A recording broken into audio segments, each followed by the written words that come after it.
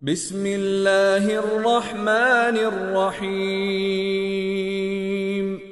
الحمد لله رب العالمين، الصلاة والسلام على رسوله الأمين وعلى آله وصحابه الطيبين الطاهرين ومن تبعهم بإحسان إلى يوم الدين. أما بعد، وقال الله تعالى في القرآن الكريم: أعوذ بالله من الشيطان الرجيم، بسم الله الرحمن الرحيم. من عمل صالحا من ذكر أو أنثى وهو مؤمن فلنحيينه حياة طيبة. وقال رسول الله صلى الله عليه وسلم: إنما الأعمال بالنيات. صدق الله وصدق رسول الله صلى الله عليه وسلم. பேரன்பும் பெரும் கருணையும் கொடியும் மிக்க பேருமகாரி அல்லாஹ்விற்கே கோடான கோடி புகழ். நபிகள் நாயகம் முஹம்மது ரசூலுல்லாஹ் ஸல்லல்லாஹு அலைஹி வஸல்லம் அவர்களின் மீதும், அவர்களை பின்பற்றி வாழ்ந்த சகாபாக்கள், தாபிஈன்கள், தபஇ தாபீன்கள், உலமாக்கள், ஷுஹதாக்கள், சாலிஹீன்கள், இங்கு அமர்ந்திருக்கிற நம் அனைவரின் மீதும் அல்லாஹ்வின் அன்பும் அருளும் என்றென்றும் நிறைவாக உண்டாவதாக. அல்லாஹ்வின் கிருபையால் அவனுடைய பொருத்தத்தை நாடியவர்களாக அவனுடைய மாளிகையில் இத்காஃபுடைய எண்ணியத்தோடு அமர்ந்திருக்கிற மார்க்க நண்பர்களே, அல்லாஹு ஜல்ல ஷானுஹு தஆலா எந்த நல்ல விஷயங்களை தங்களுடைய வாழ்க்கையில் ஏற்று நடக்கும்படி கட்டளையிட்டுள்ளானோ அந்த விஷயங்களை தங்களுடைய வாழ்க்கையில் ஏற்று நடக்கும்படியும், எந்த விஷயங்களை விட்டு விலகி இருக்கும்படி கட்டளையிட்டுள்ளானோ அந்த விஷயங்களை விட்டு விலகி இருக்கும்படியும் எனக்கும் உங்களுக்கும் தக்வாவை கொண்டு, இறை எச்சத்தை கொண்டு நசீஹத்து செய்தவனாக எனது உரையை ஆரம்பம் செய்கிறேன். அல்லாஹு ஜல்ல ஷானுஹு தஆலா திருக்குர்ஆனின் ஒரு வசனத்தில் சொல்லுகிறான்: மன் அமில ஸாலிஹன் மின் ذكرٍ أو أنثى وهو مؤمن فلنحيينه حياة طيبة. யார் ஈமான் கொண்டு நல்ல அமல்கள் புரிகிறார்களோ அவர்களுக்கு நிறைவான வாழ்வை நாம் வழங்குகிறோம் என்பதாக சொல்லுகிறான். இந்த உலக வாழ்க்கையில் சந்தோஷத்தோடும் நிம்மதியோடும் வாழ வேண்டும் என்பதுதான் எல்லோரினுடைய ஆசை. நிம்மதியாக வாழ்வதற்கு இறைவன் சொல்லுகிற ஒரு வழிதான் ஈமான் கொள்வதும் நற்காரியங்கள் புரிவதும். அந்த வகையில் அல்லாஹும் ரசூலும் நிம்மதியாக வாழ்வதற்கு எப்படி வழிகாட்டி இருக்கிறார்கள் என்கின்ற புரிதலும், அதில் அதீத கவனமும், நிம்மதியோடும் நிறைவோடும் இந்த வாழ்க்கையை நாம் வாழ்வதற்கு காரணமாக அமையும் என்கின்ற அடிப்படையில் நிம்மதியான வாழ்விற்கு இந்த மார்க்கம் என்ன சொல்கிறது என்கின்ற கருப்பொருளை இன்றைய ஜும்மாவுடைய உறவிலே நாம் பார்க்க இருக்கிறோம். நபி ஸல்லல்லாஹு அலைஹி வஸல்லம் அவர்கள் சொல்லுகிறார்கள்: எந்த ஒரு மனிதர் உயிர் பயம் இல்லாமல் காலையை அடைந்து, ஆரோக்கியத்தோடு காலையை அடைந்து அன்றைய தினத்தினுடைய ரிசுக்கை அவர் பெற்று விடுகிறாரோ அவர் உலகத்தினுடைய நிஅமத்தை பெற்றுவிட்டார் என்பதாக நபி ஸல்லல்லாஹு அலைஹி வஸல்லம் அவர்கள் சொல்கிறார்கள். பயம் இல்லை, உடலில் நோய் இல்லை, அன்றைய தினத்திற்கு எனக்கு என்ன தேவையோ அது எனக்கு கிடைத்து விட்டது என்று சொன்னால் இந்த உலகத்தினுடைய நிஅமத் எனக்கு கிடைத்து விட்டது என்பதாக பொருள். இதை தாண்டி ஒரு மனிதன் தேட வேண்டிய அவசியம் இல்லை என்பதாக நபி ஸல்லல்லாஹு அலைஹி வஸல்லம் அவர்கள் சொல்லுகிறார்கள். இன்னொரு ஹதீஸில் நபி ஸல்லல்லாஹு அலைஹி வஸல்லம் அவர்கள் சொல்கிறார்கள்: இவர் வெற்றி அடைந்து விட்டார். யாரிடத்தில் இஸ்லாம் இருக்கிறதோ, யாரிடத்தில் போதுமான செல்வம் இருக்கிறதோ, யாரிடத்தில் போதும் என்னும் எண்ணம் இருக்கிறதோ அவர் வெற்றி அடைந்து விட்டார் என்பதாக நபி ஸல்லல்லாஹு அலைஹி வஸல்லம் அவர்கள் சொல்லுகிறார்கள். இஸ்லாம் இருக்க வேண்டும், இரண்டாவது போதுமான செல்வம் இருக்க வேண்டும், மூன்றாவது போதும் என்கின்ற எண்ணம் இருக்க வேண்டும். இந்த மூன்றும் இருந்து விட்டால் அவர் வெற்றி அடைந்து விட்டார் என்பதாக நபி ஸல்லல்லாஹு அலைஹி வஸல்லம் அவர்கள் சொல்கிறார்கள். அப்படி என்றால் செல்வம் இருந்தும் போதும் என்னும் எண்ணம் இல்லை என்று சொன்னால் அவரால் நிம்மதியாக உறங்க முடியாது என்பது பொருள். போதுமான செல்வமும் வேண்டும், போதும் என்னும் எண்ணமும் வேண்டும். இவர் வெற்றி அடைந்து விட்டார் என்பதாக நபி ஸல்லல்லாஹு அலைஹி வஸல்லம் அவர்கள் சொல்லுகிறார்கள். இன்னும் குர்ஆனில் இருந்தும் ஹதீஸில் இருந்தும் நிம்மதியான வாழ்விற்கு எவைகளெல்லாம் தேவை, எதுவெல்லாம் பெரும் பாக்கியம் என்று உலமாக்கள் வரிசைப்படுத்தி தருகின்ற ஒரு சில விஷயங்களை நாம் பார்க்கலாம். நிம்மதியான வாழ்விற்கு நாம் பெற்றிருக்க வேண்டிய ஐம்பெரும் பாக்கியங்களில் முதலாவது ஈமான். என்ன இருந்தும் ஈமான் இல்லை என்று சொன்னால் அவர் பெரும் பாக்கியத்தை இழந்து விட்டார் என்பதாக மார்க்கம் சொல்கிறது. முதலாவது ஈமான். ஈமான் அப்படின்னா என்ன? ஈமானினுடைய அடிப்படை கூறுகள் இரண்டு. ஒன்று இறை அச்சம், இன்னொன்று இறை நம்பிக்கை. இறையச்சம்னு சொன்னா என்ன? எல்லா நிலையிலும் இறைவனை அஞ்சுவது. இமாம் ஹசன் பஸ்ரி ரஹிமஹுல்லாஹ் அவர்கள் சொல்லுகிறார்கள், அல் ஈமான் ஈமானு மன் ஹஷியல்லாஹ பில் காயிப். ஈமான் என்று சொன்னாலே தனிமையிலும் யார் இறைவனை அஞ்சுவாரோ அவரிடத்தில் இருக்கும் ஈமான் தான் ஈமான் என்பதாக இமாம் ஹசன் பஸ்ரி ரஹிமஹுல்லாஹ் அவர்கள் சொல்லுகிறார்கள். இறையச்சம் ஈமானினுடைய அடிப்படை. இது ஈமான் பிரகாசம் அடைவதற்கு மிக முக்கியமானது. எனவே இறையச்சம் வேண்டும். இரண்டாவது தவக்குல் என்று சொல்லப்படுகின்ற இறை நம்பிக்கை. இது ஈமானினுடைய மிக அடிப்படை கூறுகளில் ஒன்று. தவக்குல். தவக்குல்னு சொன்னா என்ன? அல்லாஹுவின் மீதான நம்பிக்கை. எதுவாக இருந்தாலும் அவனிடத்தில் சொல்லுவோம், எந்த கோரிக்கையாக இருந்தாலும் சரி அவனிடத்தில் வைப்போம், அவன் பார்த்து கொள்வான் என்கின்ற நம்பிக்கை தவக்குல். திருக்குர்ஆன்ல ஒரு அற்புதமான ஒரு வசனம், குர் ரப்பி அத்கில்னி முத்கல சித்கின் வ அக்ரிஜ்னி முக்ரஜ சித்கின் வஜஅல்னி மின் லதுன்க சுல்தானன் நஸீரா. இந்த வசனம் நபி ஸல்லல்லாஹு அலைஹி வஸல்லம் அவர்கள் மக்காவை வெற்றி கொண்ட நேரத்தில் மக்காவிற்குள் நுழைகிற போது வந்த வசனம். இந்த வசனத்திற்கு பின்னால் அறிஞர்கள் சொல்லுவார்கள், ஒரு மனிதன் எல்லா சந்தர்ப்பங்களிலும் ஓத வேண்டிய வசனம் இது. இது ஒரு துஆ, இது ஒரு பிரார்த்தனை. அல்லாஹ் நபி ஸல்லல்லாஹு அலைஹி வஸல்லம் அவர்களிடத்திலே இந்த துஆவை கேட்குமாறு சொல்லுகிறான். குல், நீங்கள் சொல்லுங்கள், ரப்பி அத்கில்னி முத்கல சித்கின், யா அல்லாஹ் என்னை கண்ணியத்தோடும் மனநிறைவோடும் நுழைவிப்பாயாக, வ அக்ரிஜ்னி முக்ரஜ சித்கின் என்னை கண்ணியத்தோடும் மனநிறைவோடும் வெளியேற்றுவாயாக, வஜஅல்னி மின் லதுன்க சுல்தானன் நஸீரா, யா அல்லாஹ் எனக்கு வலிமையை தருவாயாக, உன் புறத்திலிருந்து உதவியை தருவாயாக என்பதாக இந்த துஆவை நபி ஸல்லல்லாஹு அலைஹி வஸல்லம் அவர்களிடத்திலே கேட்குமாறு சொல்லுகிறான். எவ்வளவு அற்புதமான துஆ! நான் எங்கு சென்றாலும் சரி கண்ணியத்தோடு செல்ல வேண்டும், எங்கிருந்து வெளியேறினாலும் சரி கண்ணியத்தோடு வெளியேற வேண்டும். எனக்கான வலிமையை அல்லாஹ் தர வேண்டும். என்னுடைய வலிமை மட்டும் போதாது, அல்லாஹ்வினுடைய உதவியும் வேண்டும். இதை இரண்டையும் கேட்ட நிலையிலான ஒரு துஆ. கல்லூரி மாணவர்கள் படிக்க போகும்போது இந்த துஆ ஓதிட்டு காலேஜுக்குள்ள போறாங்கன்னு சொன்னா கண்டிப்பாக வெற்றியோட தான் திரும்புவாங்க.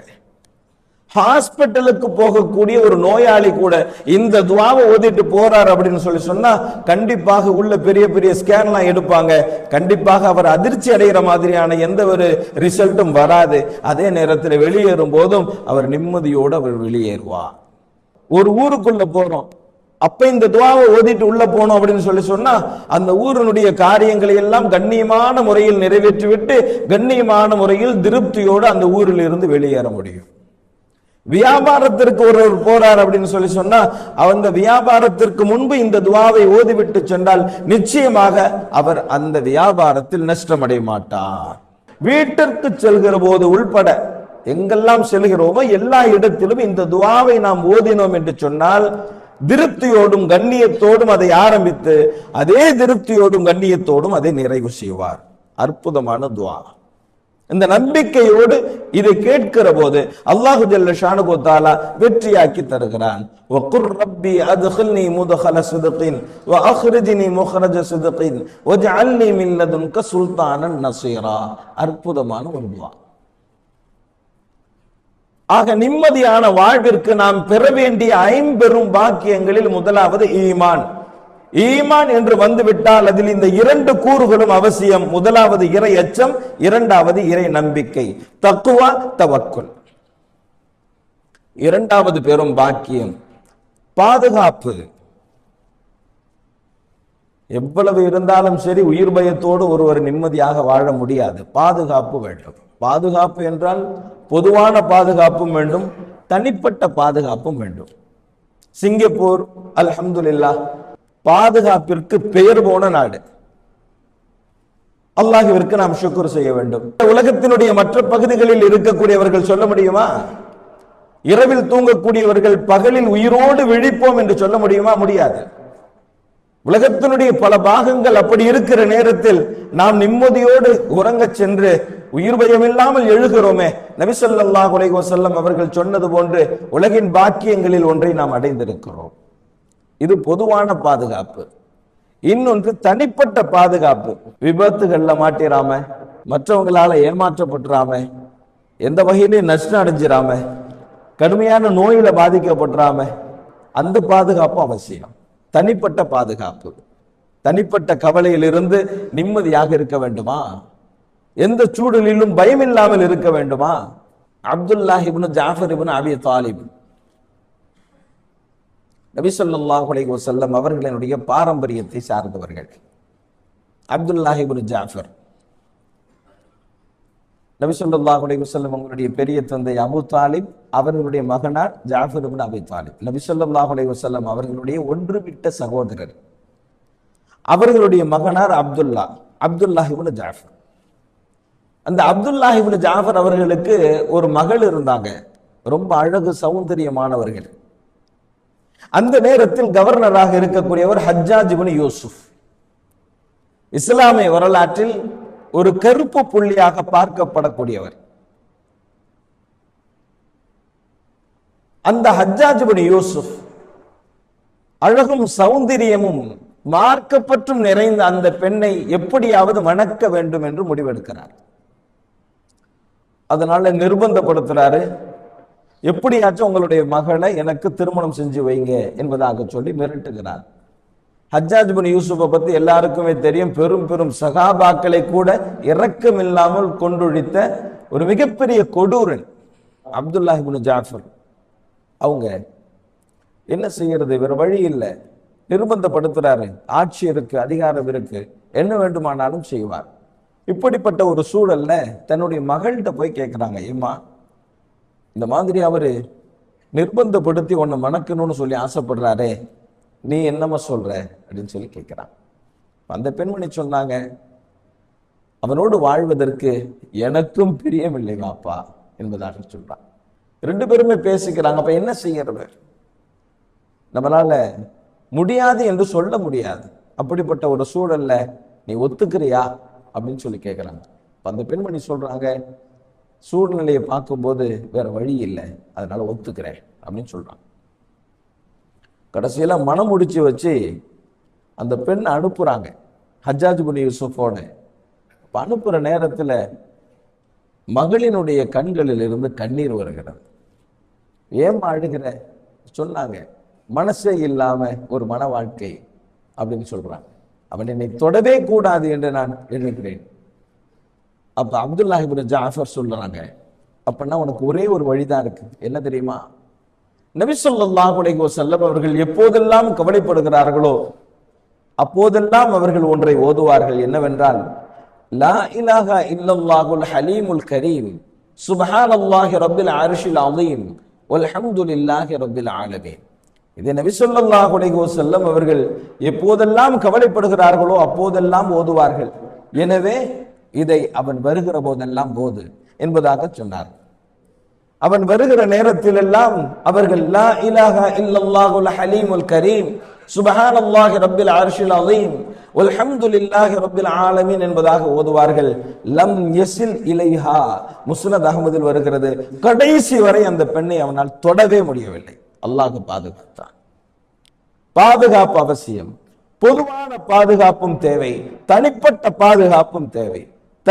தனிப்பட்ட பாதுகாப்பிற்கு இந்த துவா நபி ஸல்லல்லாஹு அலைஹி வஸல்லம் அவர்கள் சொல்லி தந்த துவா. எந்த நேரத்திலையும் பயந்து துவண்டு போகணுன்ற அவசியம் இல்லை. அல்லாஹ் இருக்கிறான் என்கின்ற நம்பிக்கையோடு இந்த 3 கலிமாத்துகளை ஓதினால் போதும். அல்லாஹ் நம்முடைய உள்ளத்தில் என்ன உணர்வு இருக்கிறது என்பதை அவன் புரிந்து கொள்வதற்கு மகா கிருபையாளன், கருணையாளன். ஆக பாதுகாப்பு அவசியம். 3வது பெரும் பாக்கியம் அல் ஆஃபியா, ஆரோக்கியம். காசு பணம் இருக்கு, வசதி வாய்ப்பு இருக்கு, பதவி பட்டம் இருக்கிறது, எல்லாம் இருந்தும் ஆரோக்கியம் இல்லை என்று சொன்னால் அவர் நிம்மதியாக வாழ முடியாது. எனவே ஆரோக்கியம் அவசியம். நபி ஸல்லல்லாஹு அலைஹி வஸல்லம் அவர்களுடைய பெரிய தந்தை ஹஸரத் அப்பாஸ் ரலியல்லாஹு தஆலா அன்ஹு அவங்க நபி ஸல்லல்லாஹு அலைஹி வஸல்லம் அவங்க கிட்ட வந்து கேட்கிறாங்க, எனக்கு ஏதாச்சும் ஒரு துஆவை சொல்லித்தாங்க, அதை கொண்டு நான் நிம்மதியாக இருக்க வேண்டும் என்பதாக கேட்டான். இப்ப நபி ஸல்லல்லாஹு அலைஹி வஸல்லம் அவங்க சொன்னாங்க, சலில் ஆஃபியா, அல்லாஹ்விடத்தில் ஆரோக்கியத்தை கேளுங்கள் என்பதாக சொன்னாங்க. கொஞ்ச நாளைக்கு அப்புறம் திரும்ப வந்தாங்க. திரும்ப வந்து நபி ஸல்லல்லாஹு அலைஹி வஸல்லம் அவங்க கிட்ட எனக்கு இன்னொரு துஆ இருந்தா சொல்லித்தாங்க அப்படின்னு சொல்லி கேட்டாங்க. அப்ப நபி ஸல்லல்லாஹு அலைஹி வஸல்லம் அவங்க சொன்னாங்க, ஸலில்லாஹல் ஆஃபியத ஃபித் துன்யா வல் ஆখিরা என்பதாக சொன்னாங்க. இந்த உலகத்திலும் ஆரோக்கியத்தை, நாளை மறுமையிலும் ஆரோக்கியத்தை நான் கேட்கிறேன் என்பதாக சொன்னார்கள். ஸலில்லாஹல் ஆஃபியத ஃபித் துன்யா வல் ஆখিরা என்பதாக சொல்லி தந்தாங்க. ஆரோக்கியம் அவசியம். நம்ம எல்லாருக்கும் தெரியும். ஏன்னு சொன்னா நோய்வாய்ப்படுறதுனால நம்ம என்னென்ன மாதிரியான சவால்களை எதிர்கொள்றோம் அப்படிங்கிறத சொல்லி புரிய வேண்டும் என்கிற அவசியம் இல்லை, இல்லையா? ஆக ஆரோக்கியம் உலகத்தில் நிம்மதியோடு வாழ்வதற்கு நாம் பெற வேண்டிய 5 பாக்கியங்களில் மிக முக்கியமான பாக்கியம் ஆரோக்கியம், அல்ல ஆஃபியா. 4வது போதுமான செல்வம். யாருக்கிட்டையும் போய் நின்றக்கூடாது. அதுதான் எல்லாருக்கும் ஆசை. எனக்கு உதவி செய்யுங்கன்னு சொல்லி நான் யார்கிட்டையும் போய் நின்றக்கூடாது. எனக்கு என்னென்னலாம் தேவையோ அதையெல்லாம் எனக்கு போதுமான அளவிற்கு தர வேண்டும் என்று எல்லோரும் ஆசைப்படுவோம். இதில் 2 விஷயம்தான் போதுமான செல்வம், அதிகப்படியான செல்வம். அதிகப்படியான செல்வத்தை தேடுகிற நேரத்தில் அதற்கு உத்தரவாதத்தை அல்லாஹ் தரமாட்டான். ஆனால் போதுமான செல்வத்தை தேடுகிற போது அதற்கான உத்தரவாதத்தை அல்லாஹ் தருவான். அதன் மூலமாக நிம்மதி. நபி ஸல்லல்லாஹு அலைஹி வஸல்லம் அவர்கள் சொல்லுகிறார்கள், எந்த ஒரு மனிதர் தன்னுடைய உறவுகளோடு அரவணைத்து வாழுகிறாரோ அவர் அடுத்தவர்களிடத்தில் தேவையாகவே மாட்டார் என்பதாக நபி ஸல்லல்லாஹு அலைஹி வஸல்லம் சொல்றாங்க. அப்படின்னா என்ன? போதுமானதெல்லாம் எனக்கே கிடைச்சிரும், போதுமான சாப்பாடு கிடைச்சிரும், போதுமான காசு பணம் கிடைச்சிரும், போதுமான வசதி வாய்ப்பு கிடைச்சிரும். யாருக்கிட்டையும் போய் நான் உதவிக்குன்னு சொல்லி நிக்க தேவையில்லை. நான் உடம்பு சரியில்லை உதவி செய்யுங்க, மருத்துவ செலவுக்கு உதவி செய்யுங்க, கல்வி உதவி செய்யுங்க என்று சொல்லி எதற்காகவும் யாரிடத்திலும் நிற்க வேண்டிய அவசியம் இருக்காது. உறவுகளை பேணினால் என்பதாக நபி ஸல்லல்லாஹு அலைஹி வஸல்லம் அவர்கள் சொல்லுகிறார்கள். யார் உறவுகளை பேணி நடக்கிறாரோ அடுத்தவரிடத்தில் தேவையாக மாட்டார் என்பதாக நபி ஸல்லல்லாஹு அலைஹி வஸல்லம் சொல்றாங்க. உறவு அப்படின்னு வந்துட்டாவே 2 வகையான உறவு தான். ஒன்னு பெற்றோர்களோடு உறவு, அது தனித்துவமானது. இன்னொன்று உறவினர்களோடு இருக்க வேண்டிய தொடர்பு. இந்த 2 தான். பெற்றோர்களை நோகடித்து விட்டு உறவுகளை தூக்கி பிடித்தாலும் மாட்டிக்கொள்வார். பெற்றோர்களுக்கு செய்ய வேண்டியதை செய்து உறவுகளை துண்டித்தாலும் மாட்டிக்கொள்வார். இந்த 2மே தேவை. அதனாலதான் அறிஞர்கள் சொல்லுவாங்க, பெற்றோரிடத்தில் 5 வகையான விஷயங்களிலே கவனம் செலுத்த வேண்டும், உறவினர்களிடத்திலே 4 வகையான விஷயங்களிலே கவனம் செலுத்த வேண்டும். இந்த உறவுகளை பேணுவதற்கு இவைகள் அவசியம் என்பதாக சொல்வாங்க. பெற்றோர்களிடத்தில் இணக்கமாக இருப்பதற்கு 5 விஷயங்கள். அதில் முதலாவது, அவர்களுக்கு பணிவிடை செய்வதிலே தொய்வில்லாமல் இருக்க வேண்டும். என்ன தேவை இருந்தாலும் சரி அவர்களுக்கு ஓடி சென்று உதவி செய்ய வேண்டும். உடலாலும் பொருளாலும் செல்வத்தாலும் வார்த்தைகளாலும் என்ன அவர்களுக்கு தேவையோ அதை அவர்களுக்கு செய்து தருவதிலே சுணக்கம் காட்டக்கூடாது. பெற்றோர்களுக்கு தொடர்ந்து நிறைவாக அவர்களுக்கு பணிவிடை செய்வது, இது முதலாவது விஷயம். 2வது, எந்த வகையிலும் அவர்களை புண்படுத்தி விடாமல் இருப்பது. சொல்லாலோ செயலாலோ. பேசாதீங்க, அப்படி கூட சொல்லாதீங்கன்னு அல்லாஹ் சொல்றான். சே சொல்லாதீங்க, சி சொல்லாதீங்க. வலா தகுல் லஹுமா உஃபின், அவர்களுக்கு முன்னால் உஃப் என்று சொல்லாதீர்கள். உங்களுடைய அதிருப்தியை சைக்கிணையால் கூட வெளிப்படுத்தி விடாதீர்கள் பெற்றோர்களுக்கு முன்னால். அல்லாஹ்வினுடைய கட்டளை வார்த்தை இது. கூலா லஹு கௌலன் கரீமா, கண்ணியமாக பேசும், அழகாக பேசுங்கள். பெற்றோர்களை எந்த வகையிலும் நாம் புண்படுத்தி விடக்கூடாது. அது நம்முடைய வாழ்வின் நிம்மதியை கேள்விக்குறியாக்கிவிடும். 3வது விஷயம், அவர்களை சந்தோஷமாக வைத்துக் கொள்ளணும். அவங்களுக்கு மன மகிழ்ச்சியை தரணும், நிம்மதியாக. அவங்கள்ட்ட போய் 2 வார்த்தை பேசினாவே சந்தோஷம் அடைஞ்சிருவாங்க, இல்லையா? அவருடைய பெற்றோர்கள் என்ன பெருசா எதிர்பார்த்துற போறாங்க, இல்லையா? அவர்களை சந்தோஷப்படுத்துவதற்கு நாம் என்ன செய்ய வேண்டும் என்று ஒரு பிள்ளையாக நம்மால் புரிந்து கொள்ள முடியும். நிச்சயமாக நிம்மதியாக இவர் வாழ்வதற்கு அது வழிவகுக்கிறது. இது 3வது. 4வது, அவர்களுக்கு முன்னால் பணிவோடு இருக்கும். பணிவோடு இருக்கிறது. சில பெற்றோர்கள் பிள்ளைங்கள்ட்ட ஏதாச்சும் ஒரு உதவி கேட்கறதுக்கு பயப்படுறாங்க. எதுவும் கண்ணா பின்னாடி ஏத்து பேசிடுவாரோ, எதையாச்சும் ஒன்று கேட்கறதுக்கு பயம், தயக்கம். நம்ம புள்ளதானே சொல்லி அவங்க ஒரு உரிமையோட கேட்க முடியல. அப்படிப்பட்ட ஒரு சூழல்ல பெற்றோர்களை வச்சிருக்கிறது அப்படிங்கிறது பணிவை வெளிப்படுத்த வேண்டும், அன்பை வெளிப்படுத்த வேண்டும். அன்பு இருந்துச்சு அப்படின்னு சொன்னா இந்த 5 விஷயங்களுமே ரொம்ப சாதாரணதான். நபி ஸல்லல்லாஹு அலைஹி வஸல்லம் அவங்க தாய் முகம் பார்க்காதவர்கள். 6 வயசுல அவர்களுடைய தாயார் மறைந்து விட்டார். 6 வயசுல தாயினுடைய முகம் கூட நினைவில் இருக்காத ஒரு வயதை விட்டு சென்று விட்டார். அன்பு இருந்தது எது வரைக்கும் தெரியுமா? நபி ஸல்லல்லாஹு அலைஹி வஸல்லம் அவங்க 63 வயசுல ஹஜ்ஜுக்கு போறாங்க. மதீனால இருந்து மக்காவுக்கு போற வழியில அபுவா என்கின்ற இடத்துலதான் அவர்களுடைய தாயார் அன்னை ஆமினா அம்மா அவங்க அடங்கி இருக்கிறாங்க. நபி ஸல்லல்லாஹு அலைஹி வஸல்லம் அவங்க முகாமிடுறாங்க. அவர்களோடு ஹஜ்ஜுக்கு கிளம்பிய 1 லட்சத்திற்கும் மேற்பட்ட சகாபாக்களும் அங்கே முகமிட்டார்கள். ஏன் இந்த இடத்துல நபி ஸல்லல்லாஹு அலைஹி வஸல்லம் அவங்க தங்குறாங்க அப்படின்னு சொல்லி எந்த சகாபாக்களுக்குமே புரியல. நபி ஸல்லல்லாஹு அலைஹி வஸல்லம் அவங்க என்ன செய்யறாங்க, அந்த இடத்துல முகாமிட்டு தன்னுடைய தாயினுடைய கபருக்கு போறாங்க. அந்த கபருக்கு பக்கத்துல உட்கார்ந்து அழுதாங்க அழுதாங்க அழுதாங்க. அவர்களும் அழுதார்கள். பக்கா அபுகா ஹவுலஹு என்று வரலாறு சொல்லுகிறது. அவர்களும் அழுதார்கள். சுற்றி இருந்தவர்களையும் அழ வைத்து விட்டார். நபி அவர்களுடைய அழுகையை பார்த்த சகாபாக்களால் தைரியமாக இருக்க முடியவில்லை. அவர்களும் அழுதார்கள், அழவும் வைத்தார்கள். அந்த அளவிற்கு தன்னுடைய தாயினுடைய பிரிவை நினைத்து அந்த வழியை உணர்ந்தவர்கள் வாழ்ந்திருக்கிறார்கள். அன்பு கொண்டு போய் அடக்கம் செஞ்சுட்டு வந்துட்டோம். 1 மாசமாச்சு, 1 வருஷமாச்சு, 2 வருஷமாச்சு, அப்படியே பெற்றோர்களே மொத்தமா மறந்துட்டோம் என்கின்ற நிலையில இருக்கக்கூடாது. 6 வயதில் தாயை இழந்த நபி ஸல்லல்லாஹு அலைஹி வஸல்லம் அவர்கள் 63வது வயதில் அவர்கள் எப்படி அவர்களினுடைய அன்பை நினைத்து அவர்கள் இல்லாமல் வாழ்ந்த வழியினுடைய வெளிப்பாடாக கண்ணீர் வெடித்தார்கள் என்று நாம் பார்க்கிற போது அன்பு. பெற்றோர்களோடு இணக்கமாக இருப்பதற்குண்டான 5வது விஷயம் என்ன அப்படின்னு சொன்னா துஆ செய்யறது. பெற்றோர்களுக்காக துஆ செய்யறது. முதலாவது அவர்களுக்கு தொடர்ந்து பணிவிடை செய்வது. 2வது அவர்களை புண்படுத்தாமல் இருப்பது. 3வது அவர்களை மகிழ்விப்பது. 4வது அவர்களுக்கு முன்னால் பணிவோடு இருப்பது. 5வது அவர்களுக்காக துஆ செய்வது.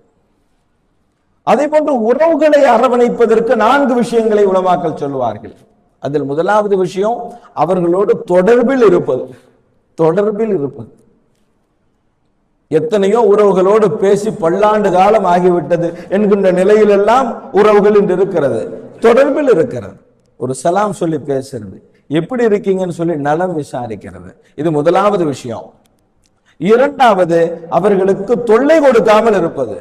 இவங்களை பத்தி அங்க சொல்றது, அவங்களை பத்தி இவங்களை சொல்றது, அவர்களுடைய கண்ணியத்தை சிதைக்கிறது, தேவையில்லாத விஷயங்கள்ல ஈடுபட்டு அவர்களினுடைய பிரச்சனைகளுக்குள் தலையிட்டு அவர்களுக்கு நிம்மதியை கெடுப்பது என்கின்ற நிலையில இல்லாம அடுத்தவர்களை யாருக்கும் தொல்லை கொடுக்க கூடாது. குறிப்பாக உறவுகளுக்கு தொந்தரவு செய்யக்கூடாது. 3வது அவர்களுக்கு தேவையான உதவியை செய்யும். பொருளாதார தேவை இருந்தால் பொருளாதார அடிப்படையில் உதவி செய்வது. வேறு ஏதாவது வகையில் அவர்களுக்கு உதவி தேவைப்பட்டால் நம்மாலான உதவிகளை செய்வது 3வது. 4வது அவர்களுக்காக துஆ செய்வது.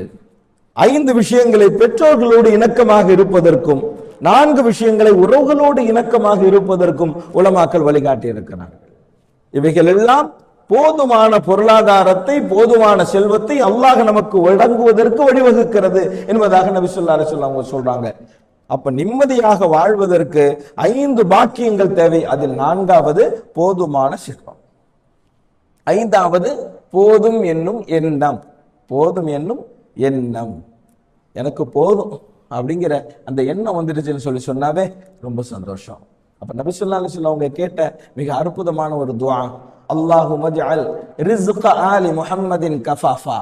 யா அல்லாஹ், எனக்கு என்னுடைய குடும்பத்தாருக்கு போதுமான செல்வத்தை வழங்குவாயாக. நபி ஸல்லல்லாஹு அலைஹி வஸல்லம் அவங்க கேட்ட அற்புதமான ஒரு துஆ. போதுமான செல்வம், போதும் என்கின்ற எண்ணம். இப்ப போதும் என்னும் எண்ணம் இருந்தால்தான் போதுமான அளவுக்கு வழங்கினா போதும்னு சொல்லி துவாவே கேட்க முடியும் இல்லையா? இல்லைன்னு சொன்னா போதுமான அளவிற்கு இருந்தாலும் சரி ஓடுவான், உழைப்பான், நிம்மதி இல்லாமல் இருப்பான். ஆக அதிகப்படியாக தேடுவது என்பது இல்லை, போதுமான அளவிற்கு தேடுவது. நபி ஸல்லல்லாஹு அலைஹி வஸல்லம் கேட்ட துஆ, அல்லாஹும்ம ஜஅல் ரிஸ்க ஆலி முஹம்மதின் கஃபாஃபா. யா அல்லாஹ், எனக்கும் என்னுடைய குடும்பத்தாருக்கும் போதுமான அளவிற்கு வழங்குவாயாக என்பதாக நபி ஸல்லல்லாஹு அலைஹி வஸல்லம் அவர்கள் கேட்டிருக்கிறார்கள். ஆக இந்த 5 பெரும் பாக்கியங்களும் ஒரு மனிதன் நிம்மதியாக வாழ்வதற்கு வழிவகுக்கிறது. அல்லாஹு ஜல்ல ஷானுஹு வ தஆலா இந்த 5 பெரும் பாக்கியங்களையும் பெற்று நிறைவோடு வாழ்வதற்குண்டான எல்லா சூழலையும் நமக்கு சாதகமாக்கி தந்தருள்வானாக. ஆகிர் தஅவானா அல்ஹம்துலில்லாஹி ரப்பில் ஆலமீன். அஸ்ஸலாமு அலைக்கும் வரஹ்மத்துல்லாஹி வபரகாத்துஹு. பள்ளிவாசலின் பராமரிப்பிற்காக வேண்டி தாராளமாக உதவி செய்யுங்கள். அல்லாஹு ஜல்ல ஷானுஹு வ தஆலா நாம் செய்யக்கூடிய உதவிகளுக்கு நிரப்பமான நற்கூலியை வழங்குவானாக.